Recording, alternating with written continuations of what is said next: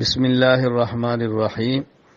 دارالعلوم دیوبند کے نائب محتمم حضرت مولانا عبدالخالق سنبلی دامت برکاتہم بیمار ہیں، علیل ہیں۔ حضرت پاؤں کے پھسلنے کی وجہ سے گر گئے، کولہے کی ہڈی میں فریکچر آیا، ہسپتال میں داخل ہیں۔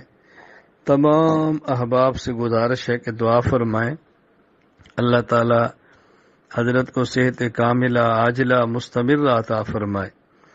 آپ تمام احباب کے علم میں ہے، پوری دنیا میں عموماً، بر صغیر میں خصوصاً، دارالعلوم دیوبند کی دین کے ہر شعبے میں نمایاں خدمات ہیں۔ اللہ تعالیٰ اپنے کرم سے فضل سے قبول فرمائے۔ دارالعلوم دیوبند کے لیے ہمیشہ ہمیں دعا گو رہنا چاہیے۔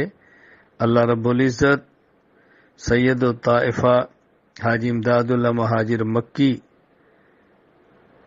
فقی الامہ حضرت مولانا رشید احمد گنگوہی، قاسم العلوم والخیرات مولانا محمد قاسم ننوتوی، شیخ الہند مولانا محمود حسن دیوبندی اور دیگر ہمارے اکابرین دارالعلوم دیوبند کا یہ گلشن ہمیشہ شاد اور اللہ تعالیٰ اس کو آباد رکھے۔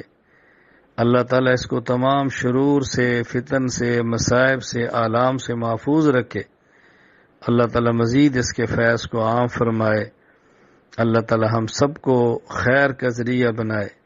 تو تمام احباب سے گزارش ہے کہ حضرت کی صحت کے لیے دعا فرمائے، اللہ تعالیٰ صحت کاملہ عاجلہ مستمرہ عطا فرمائے۔ السلام علیکم ورحمۃ اللہ وبرکاتہ۔